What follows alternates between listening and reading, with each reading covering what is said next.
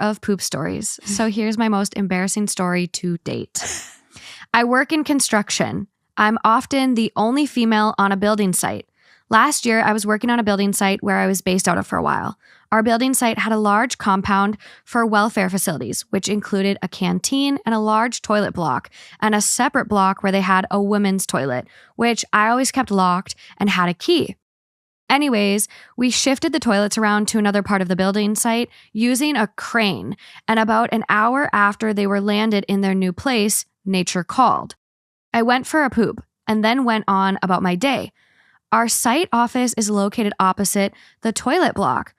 All the site guys are outside smoking when I hear one of them shout, quote, "Oh my God, is that a massive shit on the floor?" I immediately stop what I'm doing and peer out the window and see, to my horror, my poop on the floor at the back of the ladies' toilets in all its glory for everyone to see. Wait. Basically, they didn't plumb the toilet in.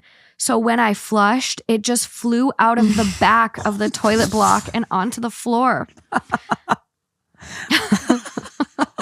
That's fucking great. I'm the only female on site, but there had been occasions when I left the door unlocked and some of the men would use the ladies. The day before, I'd had a huge row with a roofer for using the ladies and not cleaning it up. Instead of owning up to it, I played dumb. Went out site and the site manager was like, "Have you seen the massive shit on the floor?" Oh, Jesus. I was like, "Ew, what?" He pointed to it and went, "Oh, those fucking roofers have been in the ladies again, haven't they? Absolutely disgusting."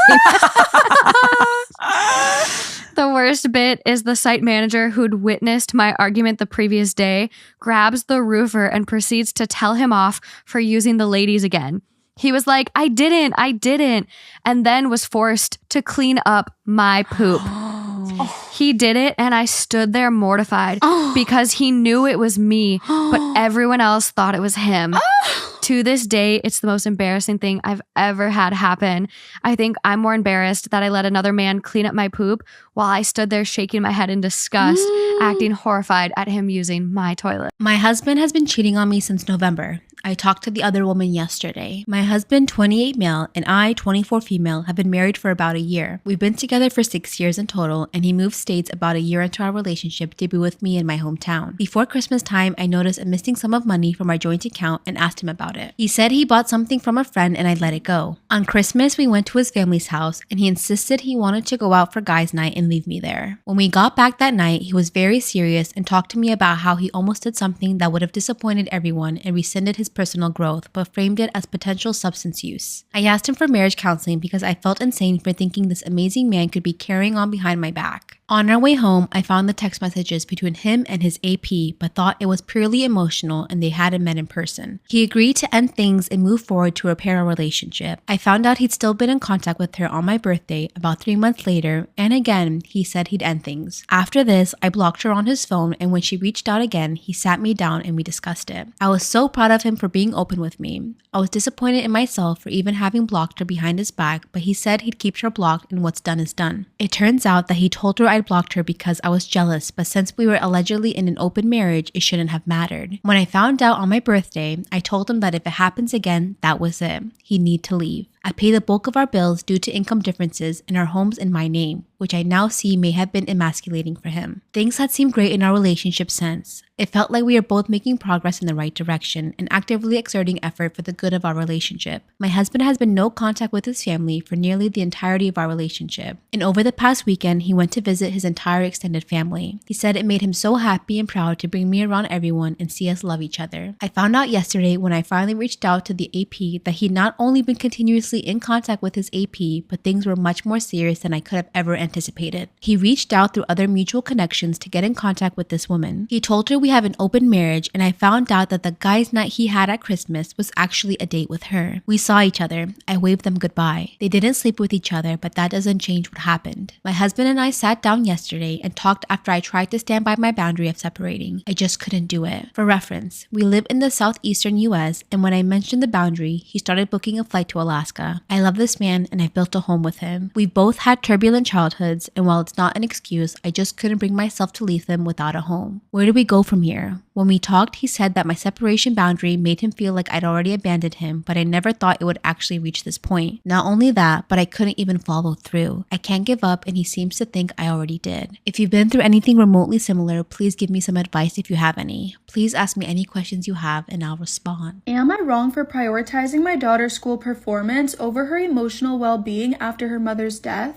I, 39 male, am conflicted about a recent decision I made regarding my teenage daughter, 16 female. My decision was following the death of her mother, and I can't help but wonder if I made a huge mistake. So I'm turning to you to pass judgment on whether or not I'm wrong. Since my wife's passing, life has been tough for both of us, and dealing with my own grief while trying to provide for her has been a challenge. My daughter has been extremely distraught, and I can see how much she's struggling emotionally. However, when she asked me for time off from school to process her grief, I ended up prioritizing her academic performance instead.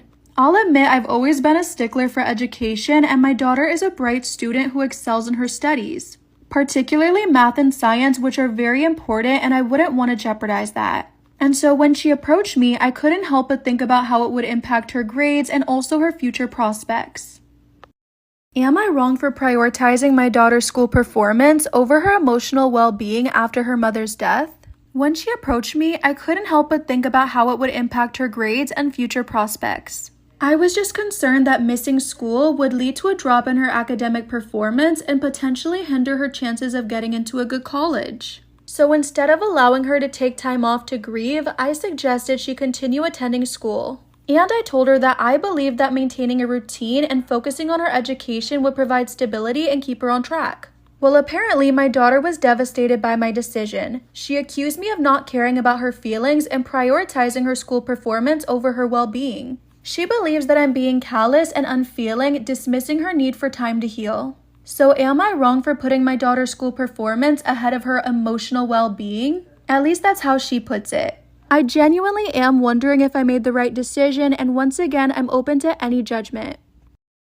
Am I wrong for begging my girlfriend to uphold a sexist tradition so she can make a good first impression? I have a big family that's incredibly close, and we have big family dinners every few months where we all meet at my great-grandfather's estate. Typically how this works is the women go cook for the time they're there and the men don't, which I'm fully aware is sexist as hell. That being said, I am one of the youngest people in the family, and my protests mean literally nothing. Now, not all the women cook, and those who choose not to are usually met with a level of ostracizing. And most of the women who choose not to cook do have a good relationship with the family as their wives and long-term girlfriends. But when I've seen new partners not cook, it's gone bad, like completely ostracized, not speaking, cattiness, rudeness, all of that. But once I told her about the tradition, she was understandably bothered. Am I wrong for begging my girlfriend to uphold a sexist tradition just so she can make a good first impression? Initially, she said yes, which is great. I want her to meet everyone and for everyone to get used to her being around. But when I explained the tradition, she was understandably bothered.